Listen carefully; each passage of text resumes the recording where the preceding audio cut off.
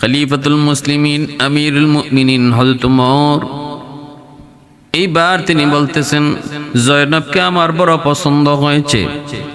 আমার ছেলে এই যে সাথে আছেন, আপনি বলেন, আপনার মেয়েকে বলেন জয়নবকে আমার ছেলেকে সে পছন্দ করে কিনা। আর আমি আমার ছেলেকে জিজ্ঞেস করেছি, আসেম বলেছে জয়নবকে তার পছন্দ হয়েছে। জয়নবকে বলেন আমার ছেলে আসেমকে সে পছন্দ করলো কিনা। উপস্থিত সবার সামনে দেখা দেখি হয়ে গেল। জয়নব তিনিও চোখে চোখ রেখে তিনি তাকে মুস্কি হেসে দিয়ে বললেন, আলহামদুলিল্লাহ, আমারও পছন্দ হয়েছে। ভাইরা বন্ধুরা, কত সুন্দর বিবাহ! এই বিবাহ হয়ে গেল। হযরত আমিরুল মুমিনিন ওমর চাইলে তিনি পারতেন উঁচু থেকে উঁচু বংশে বিয়ে করাইতে, কিন্তু তিনি ভালো করে বুঝতেন গো, তিনি তো আমার নবী, মায়ার নবীর হাতে গড়া সাহাবী। সাহাবায়ে কেরাম তারা আল্লাহ পাকের কথা, যেই কথা ছিল ইন্না আকরামাকুম ইনদাল্লাহি আতকাকুম, এই কথার উপর 100 তাদের ইয়াকিন ছিল। ভাইরা বন্ধুরা, জন্য বলতেছিলাম, হযরত ওমর মদিনার মসজিদে বসে আছেন সাহাবায়ে কেরামদেরকে নিয়ে, পাশে মহিলারা। ওই অবস্থায় একজন বালক আয়েশা হযরত ওমরকে ডাক দিয়া বলতেছে, খলিফাতুল মুসলিমিন, আমার বড় একটা অভিযোগ। বলে কি অভিযোগ? হলো আমি বিয়ে করতে পারবো না, আমার কপালে মনে হয় বিয়ে নাই। খলিফা বলেন, কেন? কই আমার কাছে আমি কেমনে বিয়ে করব? যেখানে বিয়ের প্রস্তাব দেই তারা এমন এমন মোহরের অঙ্ক ধার্য করে, এমন এমন মোহরের অঙ্ক তারা এরকম ভাবে দাবি করে যে এত পরিমাণ মোহর দেওয়া আমার পক্ষে সম্ভব নয়, আমি এত টাকা মোহর দিতেও পারবো না, আমার কপালে বিয়াও নাই। এই কথাটা শোনা মাত্রই হযরত ওমর সাথে সাথে বিষয়টা নিয়ে তিনি ভাবতে লাগলেন, কথা তো ঠিক। একটা গরিব ছেলে, গরিব একটা যুবক যদি অনেক টাকা মোহর দিতে হয় তাহলে সে বিয়ে করবে কেমনে? ভাইরা বন্ধুরা, হযরত ওমর মিম্বরে বসে তিনি বক্তব্য দিলেন এই বিষয়ে। বক্তব্য দিতে যায় তিনি বিষয়টা পরিষ্কার তুলে ধরলেন আর বললেন, বিয়ে শাদী সহজ করা দরকার, বিয়ে কঠিন করা ঠিক নয়। মদিনার মহিলারা নাকি অনেক টাকা মোহর দাবি করে, ছেলেদের পক্ষে বিয়ে করা সম্ভব হয় না। অভিযোগ এসেছে আমার কাছে, বিষয়টা অত্যন্ত জটিল। আমি সিদ্ধান্ত নিয়েছি সর্বোচ্চ 400 দিরহাম তারা মোহর দাবি করতে পারবে, সর্বোচ্চ 400 দিরহাম। 400 দিরহামের বেশি যদি কেউ মোহর ধার্য করে, অতিরিক্ত মোহর আমি বাইতুল মালে জমা নিব। খলিফাতুল মুসলিমিন হযরত ওমর অত্যন্ত রাগী মানুষ ছিলেন, অত্যন্ত রাগী। আল্লাহর নবী, রহমতের নবী, মায়ের নবী যার ব্যাপারে বলেছেন সবার সাথে শয়তান আছে, আমার উমরের সাথে কোনো শয়তান থাকে না। সাহাবীরা বলেন, নবী গো, আপনার সাথেও শয়তান থাকে? রাসূলকে, আমার সাথেও শয়তান থাকে, তবে আমার সাথে যে শয়তান থাকে সে কালেমা পড়ে মুসলমান হয়ে গেছে। রাসূলকে, আমি যে রাস্তা দিয়ে যাই এই রাস্তা দিয়ে শয়তান পারলে আয়, কিন্তু উমর যে রাস্তা দিয়ে যায় এই রাস্তা দিয়ে শয়তান ভুলেও আসে না, ভুলেও আসে না। এজন্য হযরত ওমর গরম মেজাজ, গরম। সবাই সাহস করে ওনার সামনে কথা বলতো না, সমীহ করে সবাই কথা বলতো। আল্লাহর হুকুম আহকামের ব্যাপারে ছিলেন বড় কঠিন, আল্লাহর বিধিবিধানের উপরে ছিলেন বড় মজবুত। ওমরের কাছে কোনো ছাড় ছিল না। এজন্য হযরত ওমর তলোয়ার রাখতেন খোলা, খোলা তলোয়ার নিয়ে হাঁটতেন। যেখানে তলোয়ার বসানো দরকার নগদে যেন তিনি বসাইতে পারেন। সাহাবায়ে কেরাম সবাই খুশি এই ধরনের আইন শুনে। বিশেষ করে যুবকরা যারা বিয়ে শাদী করবে তারা তো খুব খুশি যে 400 দিরহামের বেশি মোহর আর দাবি করতে পারবে না। এই আইন তিনি ঘোষণা করে দিলেন। কিন্তু সবাই নীরব থাকলেও মহিলারা যারা ছিল মদিনার মসজিদে হযরত ওমরের এই ঘোষণা শুনে মহিলাদের ভিতরে বেশি একটা আনন্দ নাই, তাদের মন খারাপ। কিন্তু কেউ কিছু বলে না, কেউ কিছু বলে না। হঠাৎ করে একজন মহিলা আওয়াজ দিয়া বললেন, আমিরুল মুমিনিন মাফ করবেন, ক্ষমা চাই, একটা কথা আপনাকে বলবো। মদিনার মসজিদ নীরব হয়ে গেল। ওমরের কথার উপরে কথা বলার সাহস কে করে? কে তিনি? একজন নারী। কি তার কথা? তিনি আওয়াজ দিয়া বলেন, আমিরুল মুমিনিন বিয়াদবি যদি না নেন একটা কথা বলবো। খলিফাতুল মুসলিমিন বললেন, ঠিক আছে আপনি বলেন। কথাটা হলো, মহিলারা কে কি পরিমাণ মোহর দাবি করবে এটা তাদের ব্যক্তিগত ব্যাপার। আপনি তাদের এই স্বাধীনতায় কেন হাত দিলেন? এই অধিকার আপনাকে কে দিয়েছে? আমার মোহর আমি কত দাবি করব এটা আমার বিষয়, আপনি আমার বিষয়ে কেন হাত দিলেন? এটা অনাধিকার চর্চা। কে আপনাকে ওই অধিকার দিয়েছে? বলা মাত্রই মদিনার মসজিদ নীরব। অনেকে ভয় অস্থির। হযরত ওমর এত রাগী মানুষ, সাথে সাথে রাগ তিনি হজম করলেন, সাথে সাথে তিনি নীরব নিস্তব্ধ হয়ে গেলেন। মাথাটা নিচের দিকে দিয়া তিনি বলতেছেন, কেন আমি বলবো না? আমার কাছে তো অভিযোগ এসেছে মহিলারা অনেক টাকা মোহর দাবি করে, ছেলেদের পক্ষে বিয়ে করা সম্ভব হচ্ছে না। কেন আমি এই কথা বলবো না? কারণ কি আপনি বলেন? মহিলা কয়, কারণ হলো আপনি ওই জায়গাতেই শুধু হাত দিতে পারেন, আপনার ইচ্ছার মর্জিকে ওই জায়গাতে আপনি প্রাধান্য দিতে পারেন যেখানে আমার আল্লাহর কোনো সিদ্ধান্ত নাই, যেখানে নবীর কোনো সিদ্ধান্ত নাই, যেখানে আল্লাহ পাকের সিদ্ধান্ত স্পষ্ট, সেখানে আপনার কোনো মর্জি চলে না, এখানে আপনার কোনো সিদ্ধান্ত চালাইতে পারেন না। কোরআনুল কারীমের ভিতরে আল্লাহ পাক রব্বুল আলামিন মহিলাদের মোহর নিয়া, কত মোহর, সর্বোচ্চ মোহর কত হইতে পারবে আল্লাহ পাক নির্ধারণ করে দেন নাই। আল্লাহ যে জিনিসটা নির্ধারণ করেন নাই ওই জিনিসটা নির্ধারিত করার ক্ষমতা আপনারে কে দিল? তাহলে কি আপনি আল্লাহর আদেশের উপর, আল্লাহর সিদ্ধান্তের উপরে নিজের সিদ্ধান্তকে প্রাধান্য দিচ্ছেন না? আল্লাহ যেখানে ওপেন করে দিচ্ছেন, নির্ধারিত করেন নাই সর্বোচ্চ কত মোহর আমরা ধরতে পারবো, কত মোহর দাবি করতে পারবো, সেখানে আপনি এটাকে নির্ধারিত করে দেওয়ার কে? আল্লাহু আকবার। है जिंदा फकत वहदत अफकार से मिल्लत, है जिंदा फकत वहदत अफकार से मिल्लत, वहदत हो फना जिससे ओ इल्हाम भी इल्हाद, वहदत की हिफाजत नहीं बेक़ुव्वत बाजू, वहदत की हिफाजत नहीं बेक़ुव्वत बाजू, आती नहीं कुछ कामी अक्ल खुदा दा, ऐ मर्द खुदा तुझको कुव्वत नहीं हासिल, जा बैठ किसी गार में अल्लाह का कर याद, जा बैठ किसी गार में अल्लाह का कर याद।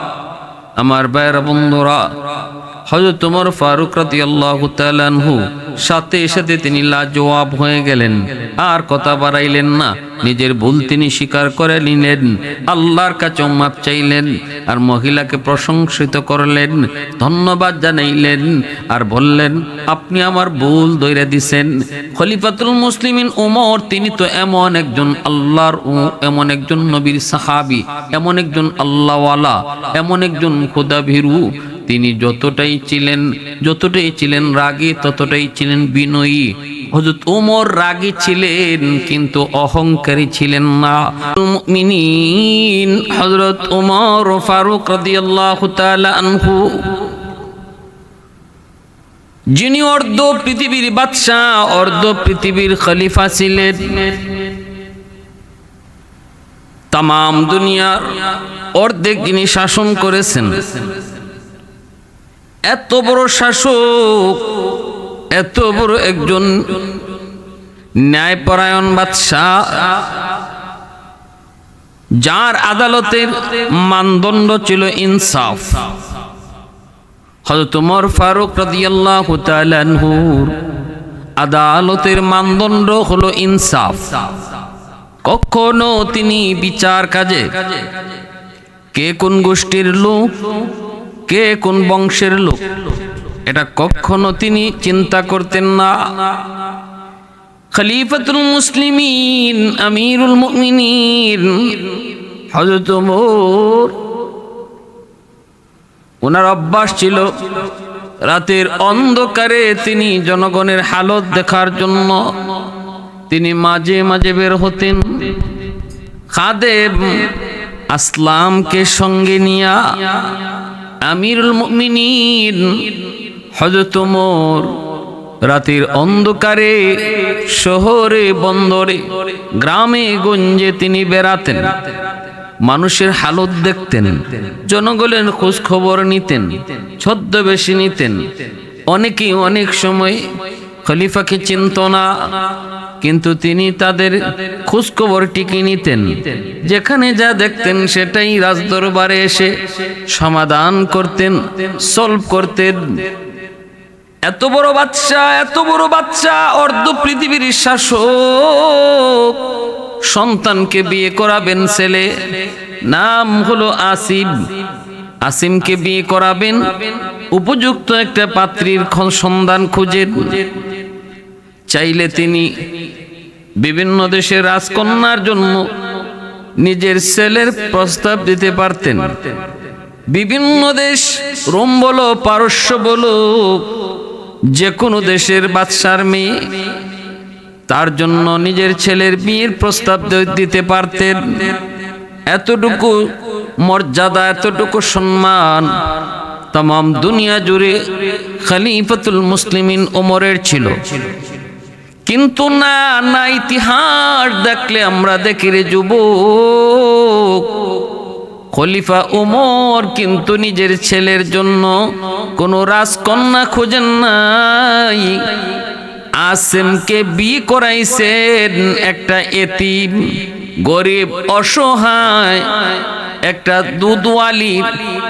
দুধওয়ালির মেয়ে, গোয়ালিনী, আমরা যারে বলি গোয়ালিনী, দুধ বিক্রি করে এমন এতিম অসহায় একটা ঘরের মেয়েকে নিজের ছেলের পুত্রবধূ বানাইছেন কে? খলিফাতুল মুসলিমিন হযরত ওমর। চাইলে তিনি পারতেন, উনি যে স্ট্যাটাসে আছেন ওই স্ট্যাটাসে তিনি সম্বন্ধ করতে পারতেন, হেসি করতে পারতেন, কিন্তু না, হযরত ওমর তা করলেন না। কারণটা কি ছিল সেই রহস্য? যে রহস্যের কারণে হযরত ওমর নিজের সন্তান আসিমের বিয়ে একটা গোয়ালিনীর মেয়ে, গরিব অসহায় দুধওয়ালির মেয়ের সাথে তিনি এই বিবাহ বন্ধনে আবদ্ধ করাইলেন। আমার ভাইয়েরা, বন্ধুরা, যুবক, তাহলে এবার আসুন আমরা মন দিয়ে একটু দিলটা নরম করে কথাগুলা বুঝি। আল্লাহ পাক রব্বুল আলামিন তার পবিত্র কোরআনুল কারীমের ভিতরে মানুষের সম্মানের মাপকাঠি আল্লাহ পাক ধার্য করেছেন। সম্মানের মাপকাঠি আল্লাহ পাক নিজে ধার্য করেছেন। ইন্না আকরামাকুম ইনদাল্লাহি আতকাকুম। আল্লাহ পাক রব্বুল আলামিন বলেন, সম্মানের মাপকাঠি টাকা নয়, সম্মানের মাপকাঠি পয়সা নয়, সম্মানের মাপকাঠি ক্ষমতা নয়, সম্মানের মাপকাঠি একমাত্র আল্লাহ পাকের ভয়। আল্লাহর ভয় আরবিতে যাকে বলে তাকওয়া। আল্লাহ বলেন, যার অন্তরে তাকওয়ার ধন বেশি, তাকওয়ার দৌলত যার বেশি, সেই হলো তোমাদের মধ্যে সবচেয়ে সম্মানী। অর্থাৎ আল্লাহর ভয় যার অন্তরে যত বেশি, সমাজে সেই হলো তত বড় সম্মানী। হযরত ওমর রাতের অন্ধকারে আসলামকে সাথে নিয়ে বের হলেন। জনগণের হালত দেখার জন্য তিনি বের হয়েছেন। দেখতেছেন, খুঁজতেছেন, দেখতেছেন এই অবস্থায় শেষ রাত ঘনিয়ে এসেছে, ফজরের আজানের টাইম কাছে গেছে। আসলাম বলতেছে, হযরত সারা রাত আপনি এইভাবে হাঁটছেন, ঘোরাঘুরি করছেন, বিশ্রাম নেন, একটু বিশ্রাম নেন। হযরত ওমর তিনি একটা ঘরের দেয়ালের মধ্যে হেলান দিয়ে একটু বিশ্রাম নিতেছেন। ওই অবস্থায় তিনি কানটা পেতে শুনতে পেলেন ঘরের ভিতরে দুইজন কন্যা, দুইজন মহিলার আওয়াজ। দুইজন মহিলার আওয়াজ তিনি শুনতে পেলেন। তাদের আওয়াজে তিনি বুঝতে পারলেন তারা মা এবং মেয়ে। মেয়ের কথা চলছে। হযরত ওমর তিনি তার কানটা আরো খাড়া করলেন, কি নিয়ে তাদের আলোচনা, কি নিয়ে তাদের কথাবার্তা। হযরত ওমর একটু লক্ষ্য করে শুনতে পেলেন মা ডাক দিয়া মেয়েকে বলতেছে, মা রে, ও মা, রাত থাকতে থাকতে, অন্ধকারে থাকতে থাকতে তুমি দুধে পানি মিশাও। মায় মেয়েকে বলতেছে, মা, অন্ধকারে থাকতে থাকতে দুধে একটু পানি মিশাও, দুধের পরিমাণটা একটু বাড়বে, তাহলে আমাদের একটু বিক্রি করে পয়সাও বেশি আসবে। দুধে যদি পানি মিশানো হয় তাহলে পানিটাও দুধের দরে বিক্রি হয়। আমাদের সমাজে এমন দুধে পানি মিশানো লোক আছে কি কোন? আমাদের সমাজে এমনও মানুষ আছে, হুজুর আমরা দুধে পানি মিশাই না। তো দুধে পানি মিশানো না হারাম, আমরা দুধে পানি মিশাই না, তো কি করেন? পানির মাঝে দুধ মিশাই। এই হলো চালাক্কা বাঙালির কথা।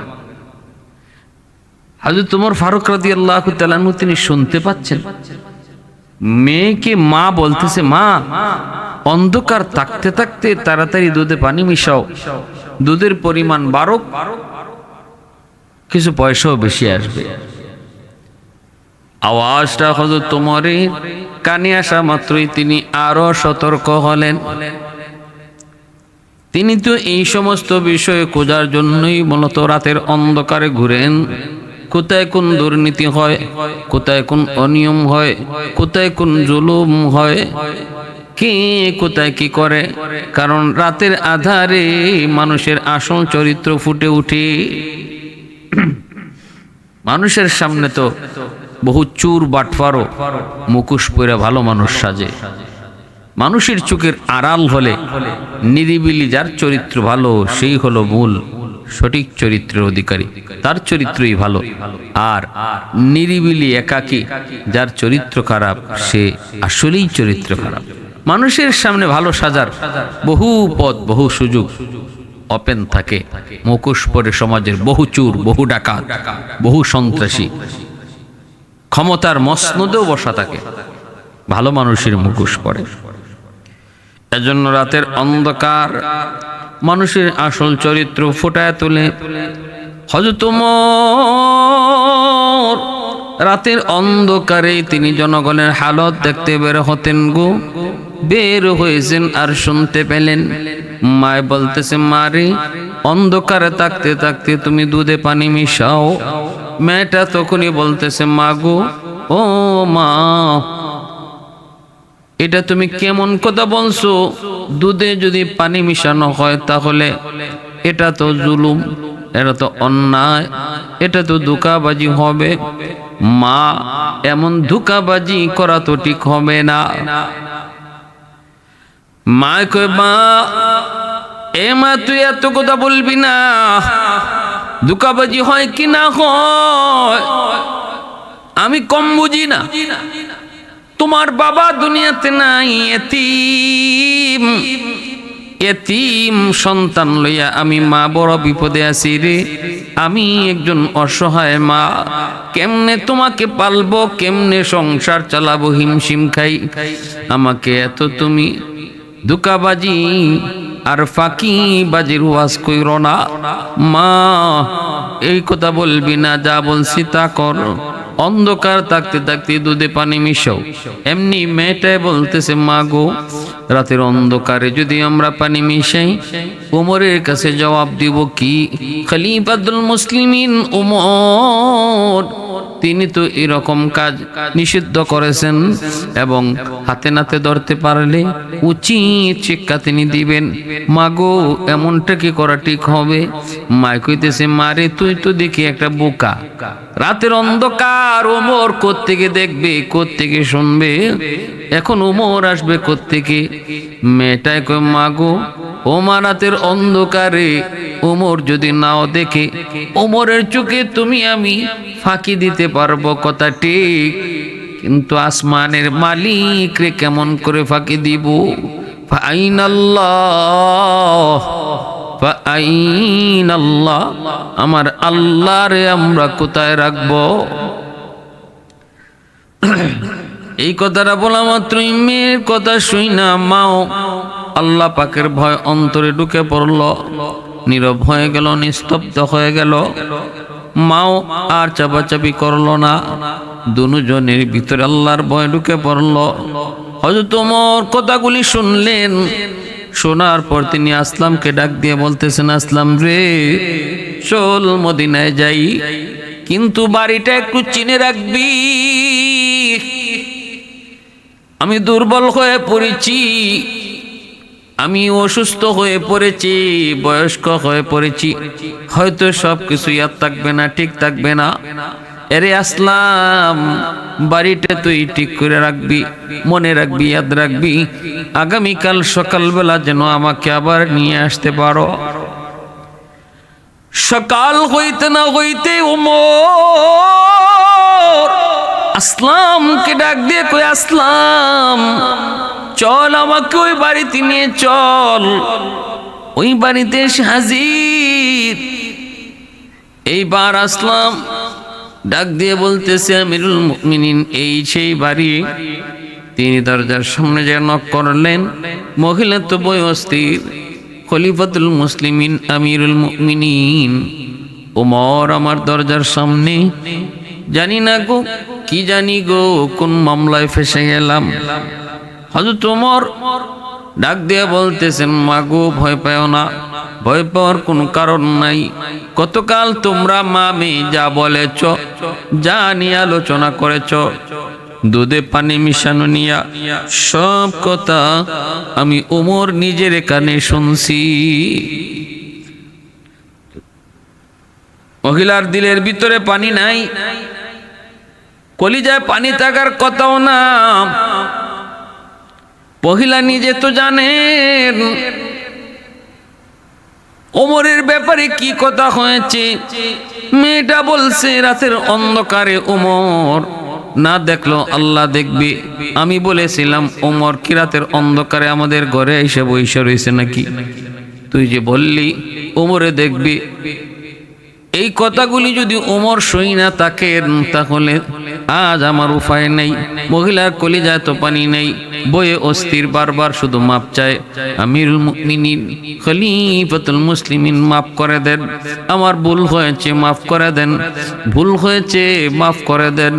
খলিফাতুল মুসলিমিন হযরত ওমর বলতেছে, মা আমার কাছে মাপ চেয়ে লাভ নাই, আল্লাহ পাকের কাছে মাপ চান, আল্লাহর কাছে তওবা করেন। আর মেয়েটা কোথায়? মেয়েটার একটু সামনে আনেন। মেয়েটাকে কাছে আনলে হযরত ওমর বলতেছেন, আপনার মেয়ের নাম কি? বলে, নাম জয়নব। আমি যদ্দূর খবর নিয়েছি আপনার মেয়েটা অবিবাহিত, এখনো বিবাহ হয় নাই। আমি নিজের কানে শুনেছি আপনার মেয়ের দিলের ভিতরে কি পরিমাণ আল্লাহর ভয়। আমি নিজের কানে শুনেছি তার কলিজায় তাকওয়া কি পরিমাণ, আল্লাহ ভীতি কি পরিমাণ। মা গো, ওই রাতে পানি মিশাইলে আমি ওমরও দেখতাম না, দুনিয়ার কোনো মানুষ টের পাইতো না, কিন্তু আপনার মেয়ে জবাব দিয়েছে, কেউ না দেখলেও আসমানের মালিক রে কোথায় রাখবো? আল্লাহ, আমার আল্লাহ তো দেখবেন। এই কথাটা শুধু এমন একজন মানুষের পক্ষেই বলা সম্ভব, যার দিলের ভিতরে আল্লাহর প্রেম, যার দিলের ভিতরে আল্লাহর ভয়। যায় যে এই কথাটা বলবে মান আহাব্বা লিল্লাহ ওয়া আবগাযা লিল্লাহ, মহব্বত আল্লাহর জন্য, কাউকে কারো প্রতি বিদ্বেষ আল্লাহর জন্য, আতা লিল্লাহ ওয়া মানা লিল্লাহ ফাকাদ ইস্তাকমালাল ঈমান। অতএব আমি সিদ্ধান্ত নিয়েছি, আমার ছেলে আছে, আমি সাথে নিয়ে এসেছি, ছেলেকে বিয়ে করাবো, উপযুক্ত মেয়ের প্রয়োজন। আমি বিভিন্ন রাজা বাদশার মেয়ের জন্য প্রস্তাব দিতে পারতাম, কিন্তু আমি জানি না সম্মান রাজা আর বাদশা আর মন্ত্রী মিনিস্টারের কাছে আল্লাহ রাখে নাই, চেয়ারের মধ্যে আল্লাহ সম্মান রাখে নাই। আল্লাহ পাক রব্বুল আলামিন সুন্দরের মাঝেও সম্মান রাখে নাই, আল্লাহ পাক টাকা পয়সার মধ্যে সম্মান রাখে নাই। আল্লাহ সম্মান আর ইজ্জত আল্লাহ রাখছেন তাকওয়ার মধ্যে। ইন্না আকরামাকুম ইনদাল্লাহি আতকাকুম ইয়া আইয়ুহান নাস إنا خلقناكم من ذكر وأنثى وجعلناكم شعوبا وقبائل لتعارفوا إن أكرمكم عند الله أتقاكم। আল্লাহ পাক বলেন, ও দুনিয়ার মানুষের শোনো, তোমাদেরকে আমি আল্লাহ বিভিন্ন দেশে শান্তি জন্ম দেওয়াইছি, বিভিন্ন গোষ্ঠীর মধ্যে আমি আল্লাহ তোমাদেরকে পাঠাইছি, কেউ বাঙালি, কেউ আরবি, কেউ ইউরোপ, কেউ আফ্রিকান। কিন্তু মনে রাখো, তুমি যে দেশে জন্ম নেও না কেন, যে গোষ্ঠীর মধ্যে তুমি জন্ম নেও না কেন, এই গোষ্ঠী তোমার সম্মানের মাপকাঠি নয়, ওই দেশটাও তোমার সম্মানের মাপকাঠি নয়। আল্লাহ কইলি তাআরাফু, এই গোত্রে গোত্রে অঞ্চলে অঞ্চলে আমি তোমাদেরকে পাঠাইছি শুধু তোমাদের পরিচিতির জন্য, পরিচিতির সুবিধার জন্য। বাকি সম্মান এর ভিতরে নয়, সম্মানের মাপকাঠি হলো আল্লাহর ভয়। আমিরুল মুমিনিন হযরত ওমর এবার তিনি মহিলাকে বলতেছেন, আপনার মেয়ে জয়নব, আমার ছেলে আসিমের সাথে আমি বিয়ে দিতে চাই। মেয়ে আমার পছন্দ হয়েছে, পছন্দ নয় শুধু সর্বলাইনে, হার লাইনে পছন্দ। আল্লাহর নবী বলেছেন সবচেয়ে বড় পছন্দ হলো তাকওয়া, ফাজফার বিজাতিদ দ্বীন। আল্লাহর নবী কয়, বিয়ে শাদীর ক্ষেত্রে তোমার সৌন্দর্য দেখো, বিয়ের ক্ষেত্রে তোমরা মাল দেখো, বিয়ের ক্ষেত্রে তোমরা বংশ দেখো, বিয়ের ক্ষেত্রে তোমরা দিনদারি দেখো।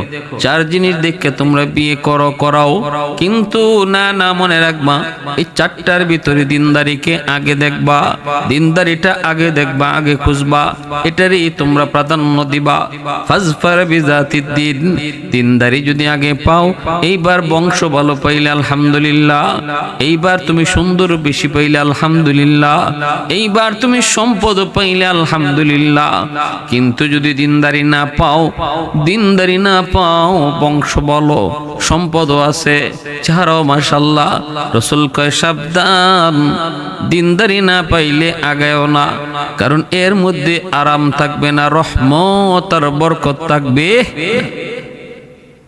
খালি চেহারা সৌন্দর্য দেখে বিয়ে করে ইহুদিরা, মাল সম্পদ দেখে বিয়ে করে খ্রিস্টানরা, আর শুধু বংশ দেখে বিয়া শাদী করাই তো আরবের কাফির কুফাররা, আর দিনদারি দেখে বিয়া করায় মুসলমানেরা। দিনদারি দেখে মুসলমানেরা বিয়ে শাদী করায়।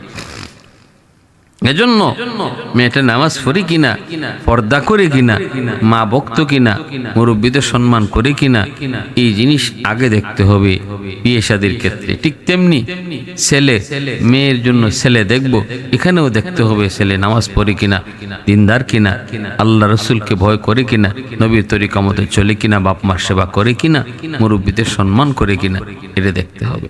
সঙ্গ কার সাথে চলে, কার সাথে সঙ্গ দেয়, বন্ধু বান্ধব কারা, তাদেরও খোঁজ নিতে হবে।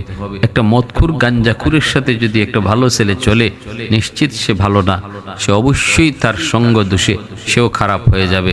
যত ভালো করে সন্তান হোক, যত ভালো চরিত্রবান মানুষ বলুক, কিন্তু সঙ্গী যদি তার মদখুর হয়, গাঞ্জাখুর হয়, নেশাখুর হয়, তাহলে নিশ্চিত সে ভালো নয়।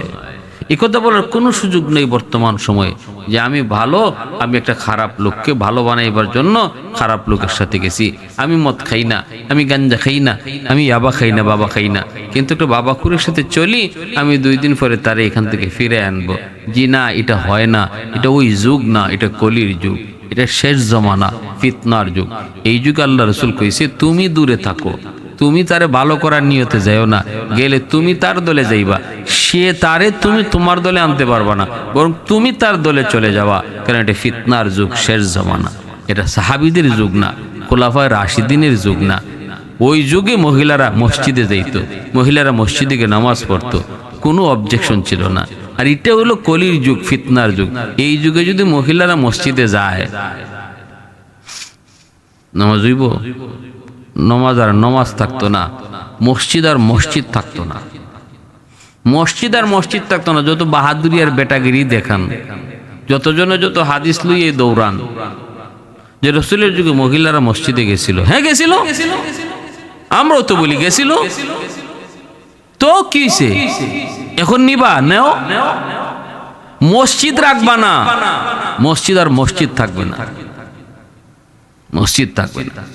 এজন্য আম্মা জান আয়েশা সিদ্দিকা রাদিয়াল্লাহু তাআলা আনহা বলছিলেন, রসুল যদি উনার জমানার কথা উনি বলছেন, আল্লাহ রসুল সাল্লাল্লাহু আলাইহি ওয়াসাল্লামের ইন্তেকালের বহু বছর পরে আম্মা জান আয়েশা সিদ্দিকা রাদিয়াল্লাহু তাআলা আনহা তিনি বলেন যে আমি যা দেখতেছি, উনি বলতেছে আমি এখন নিজের চোখে যে যুগ দেখতেছি, যে সময় দেখতেছি, এই সময় যদি রসুল জীবিত থাকতেন তাহলে আল্লাহ রসুল মহিলাদেরকে নিশ্চিত কঠিনভাবে বাধা দিতেন, মসজিদে যাইতে কঠিনভাবে বাধা দিতেন। আমাদের আয়েশা সিদ্দিকা রাদিয়াল্লাহু তাআলার যুগ থেকে আমাদের যুগ অনেক ভালো, তাই না? ওই যুগ থেকে আমরা অনেক ভালো হয়েছি না অনেক খারাপের দিকে গেছি?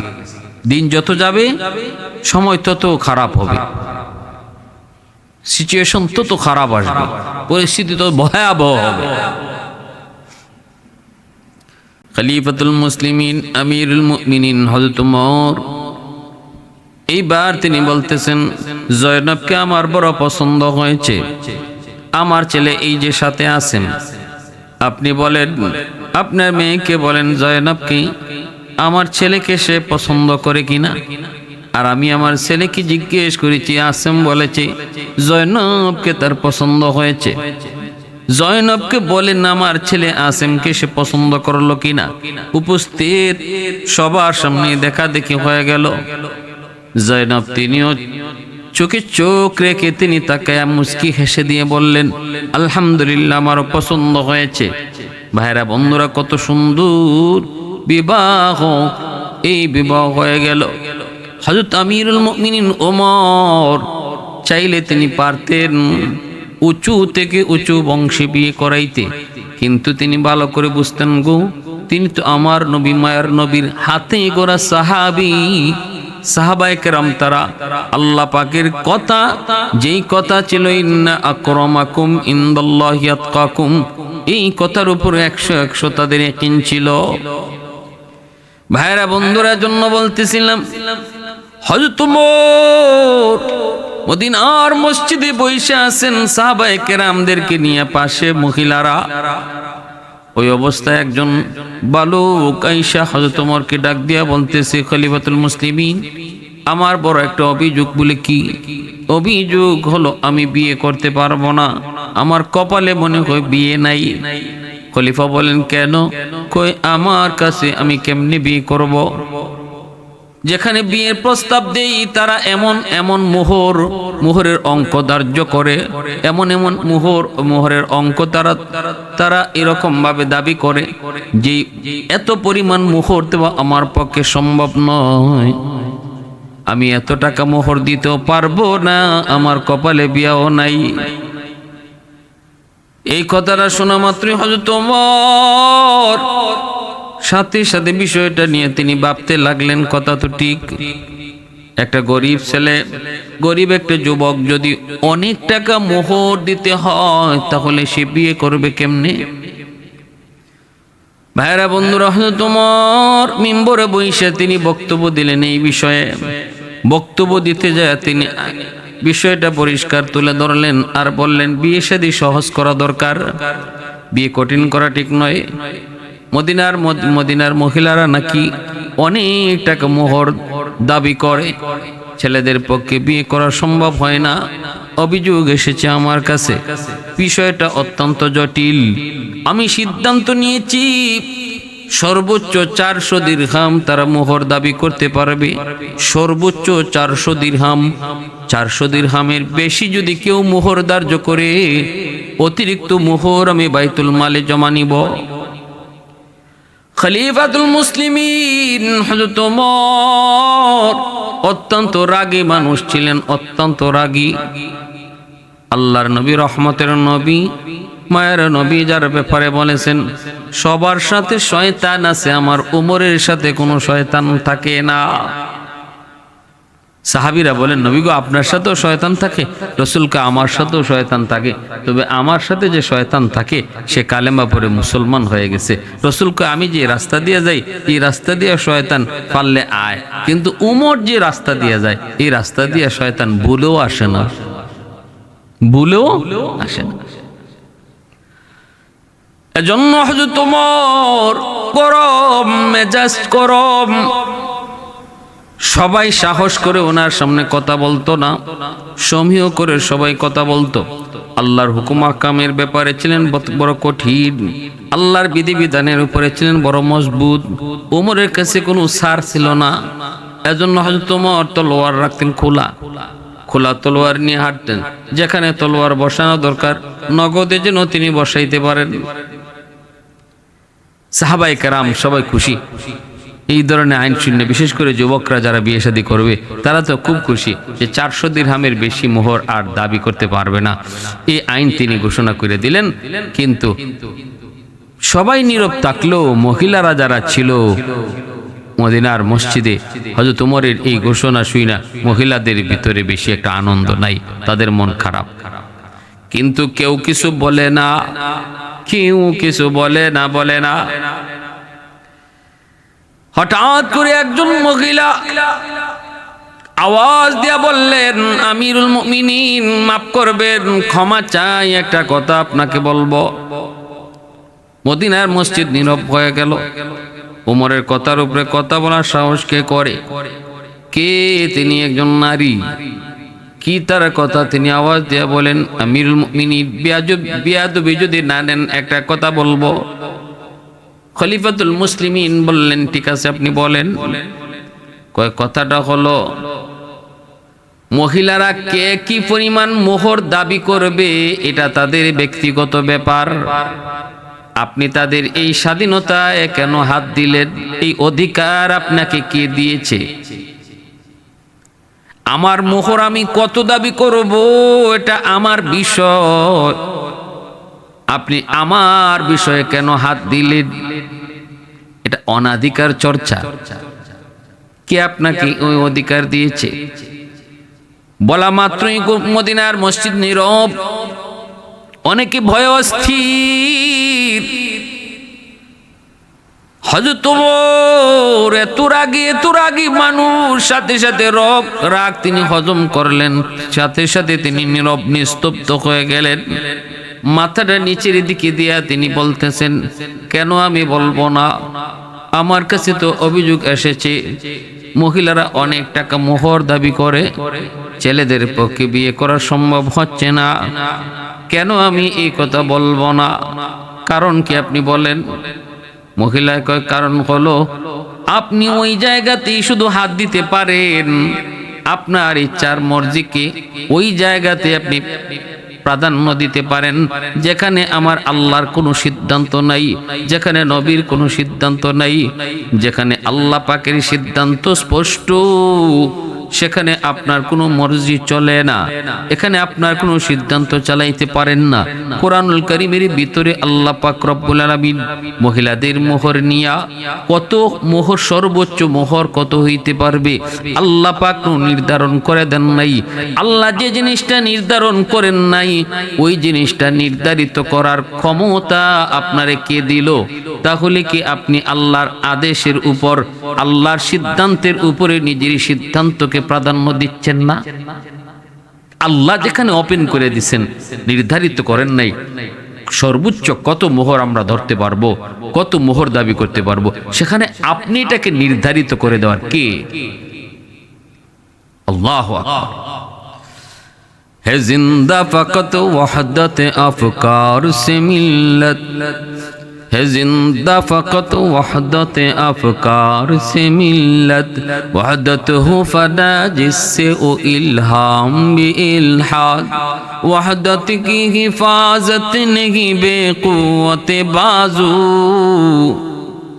वहदत की हिफाजत नहीं बेक़ुव्वत बाजू, आती नहीं कुछ कामी अक्ल खुदा दा, ऐ मर्द खुदा तुझको कुव्वत नहीं हासिल, जा बैठ किसी गार में अल्लाह का कर याद, जा बैठ किसी गार में अल्लाह का कर याद। আমার ভাইরা বন্ধুরা, হযরত ওমর ফারুক রাদিয়াল্লাহু তাআলা আনহু সাথে সাথে তিনি লাজবাব হয়ে গেলেন, আর কথা বাড়াইলেন না, নিজের ভুল তিনি স্বীকার করে নিলেন, আল্লাহর কাছে মাপ চাইলেন, আর মহিলাকে প্রশংসিত করলেন, ধন্যবাদ জানাইলেন, আর বললেন আপনি আমার ভুল ধইরা দিছেন। খলিফাতুল মুসলিমিন ওমর তিনি তো এমন একজন আল্লাহর, এমন একজন নবীর সাহাবী, এমন একজন আল্লাহওয়ালা, এমন একজন খোদাভীরু, তিনি যতটাই ছিলেন রাগী, ততটাই ছিলেন বিনয়ী। হযরত ওমর রাগী ছিলেন কিন্তু অহংকারী ছিলেন না।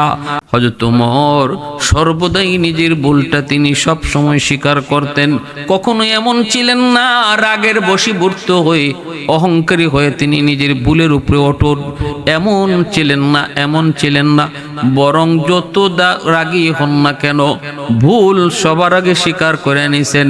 যেই মানুষটা নিজের ভুলটারে স্বীকার করে আল্লাহ তার উপরে উঠায়। মান তাওয়াদা লিল্লাহ রাফাহুল্লাহ, যে নিজের ছোট বানায় আল্লাহ তারে বড় বানায়, আর যে নিজে বড় হয় আল্লাহ তারে ছোট বানায়। অতএব বড় হতে চাইলে আগে ছোট হও, বড় হতে চাইলে আগে ছোট হও। হযরত ওমর সাথে সাথে তিনি সারেন্ডার করলেন, আল্লাহর কাছে মাপ চাইলেন, আর ওই মহিলার প্রশংসা করলেন। শুধু তাই না, তিনি কে সেই মহিয়সী নারী যিনি হযরত ওমর অর্ধ পৃথিবীর বাদশাহ খলিফাতুল মুসলিমিন ওমরের সামনে দরাজ কণ্ঠে বলেছিলেন আপনি ভুল বলেছেন। তিনি শিফা বিনতে আব্দুল্লাহ, একজন মহিয়সী নারী সাহাবী।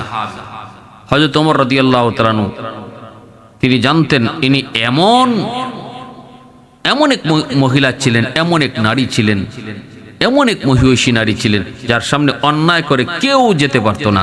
যার কারণে হযরত ওমর মদিনার বাজার নিয়ন্ত্রণের দায়িত্ব শিফা বিনতে আব্দুল্লাহ রাদিয়াল্লাহু তাআলা আনহার হাতে দিয়েছিলেন। মদিনার এত বড় বাজার নিয়ন্ত্রণ করতেন একজন নারী, তিনি কে? শিফা বিনতে আব্দুল্লাহ।